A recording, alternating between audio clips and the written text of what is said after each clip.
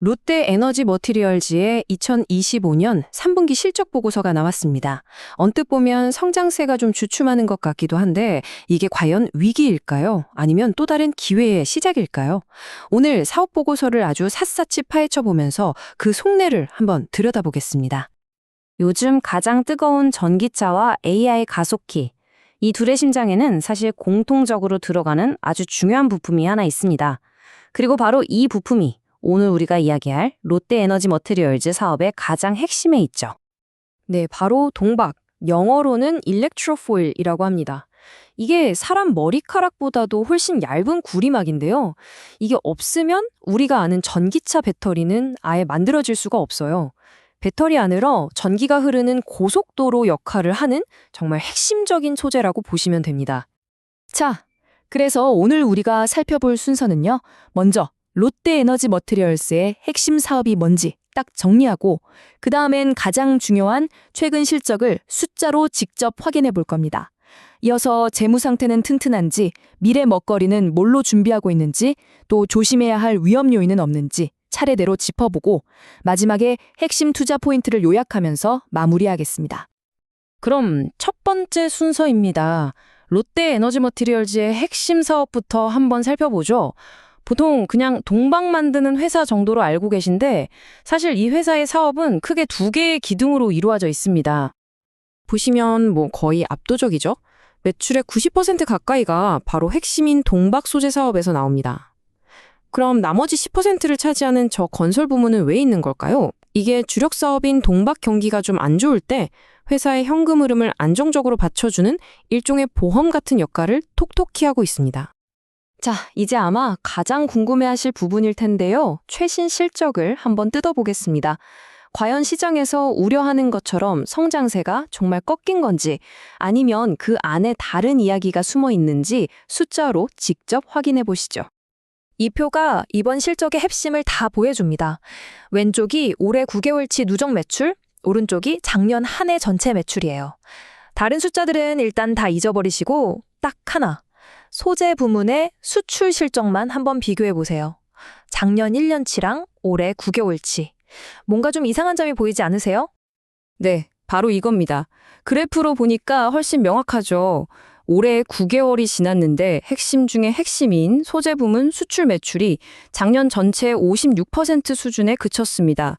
우리가 단순 계산만 해봐도 1년의 4분의 3, 즉 9개월이 지났으면 75%는 달성해야 하는데 이건 성장 속도가 눈에 띄게 느려졌다는 아주 명백한 신호라고 할 수 있겠죠. 그럼 결국 질문은 이거 하나로 모아집니다. 이 명백한 성장 둔화, 도대체 원인이 뭘까요? 그리고 더 중요한 건 과연 롯데에너지 머티리얼즈는 이 상황을 어떻게 뚫고 나갈 계획을 가지고 있을까?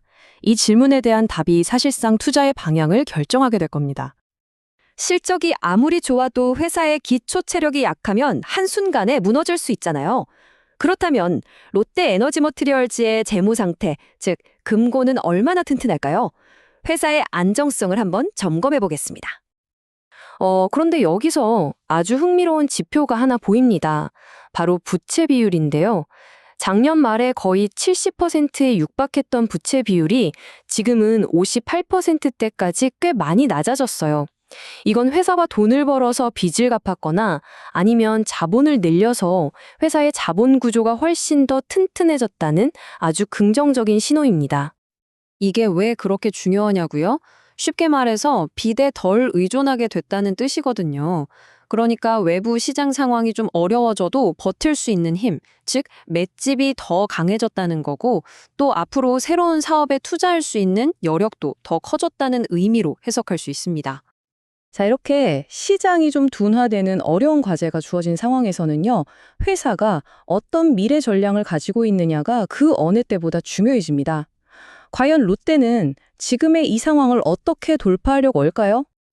회사의 전략은 크게 4가지 방향으로 뻗어 있습니다. 첫째, 그냥 많이 파는 게 아니라 비싸게 팔 수 있는 초고성능 하이엔드 동박에 집중하고요. 둘째, 아예 생산 기지를 말레이시아나 스페인처럼 해외로 확장해서 글로벌 수요에 바로바로 대응하겠다는 겁니다. 그리고 동시에 아예 판을 바꿀 수 있는 차세대 소재 개발에도 뛰어들어서 미래 시장까지 선점하겠다는 계획이죠. 그 미래 전략을 아주 잘 보여주는 예가 바로 프랑스 스타트업 엔와이어즈에 대한 투자입니다. 이 회사가 뭐라는 곳이냐면요. 지금보다 배터리 용량을 획기적으로 늘릴 수 있는 실리콘 음극재 기술을 가지고 있어요. 롯데의 고성능 동박과 이 기술이 만나면 배터리 성능을 한 단계 더 점프시킬 수 있는 엄청난 시너지를 기대해 볼 수 있는 거죠. 하지만 이렇게 장밋빛 전망만 있는 건 아니겠죠. 당연히 리스크도 있습니다. 사업 보고서를 잘 살펴보면 회사가 앞으로 마주할 수 있는 몇 가지 잠재적인 폭풍우도 감지가 됩니다. 물론 환율이나 금리 변동 같은 금융 리스크는 회사가 내부적으로 어느 정도 관리를 할 수 있습니다. 하지만 진짜 문제는 회사 바깥에 있어요.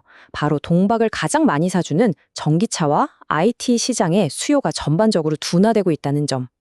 이건 사실상 회사가 혼자 힘으로 통제하기 어려운 가장 큰 외부 변수라고 할 수 있습니다. 자, 그럼 이제 오늘 나눈 이야기들을 한번 종합해 보겠습니다. 그래서 투자자 입장에서 도대체 뭘 핵심적으로 봐야 할까요? 이렇게 정리해 볼 수 있겠네요. 저울의 한쪽에는 기술력, 그리고 점점 더 튼튼해지는 재무 상태, 또 명확한 미래 성장 전략이라는 기회가 놓여 있습니다. 하지만 저울의 다른 한쪽에는 당장 눈앞에 닥친 실적 둔화와 예측하기 힘든 글로벌 시장 상황이라는 리스크가 함께 올라와 있는 그런 형국입니다. 결국 모든 투자자가 스스로에게 던져야 할 질문은 바로 이것일 겁니다. 과연 롯데 에너지 머티리얼즈가 준비한 미래 전략이 지금의 시장 둔화라는 거센 파도를 넘어서 장기적인 가치를 만들어낼 만큼 충분히 강력할까? 그 답은 앞으로 회사가 계획을 얼마나 잘 실행해 나가는지에 달려 있을 겁니다. 오늘 분석은 여기까지입니다. 감사합니다.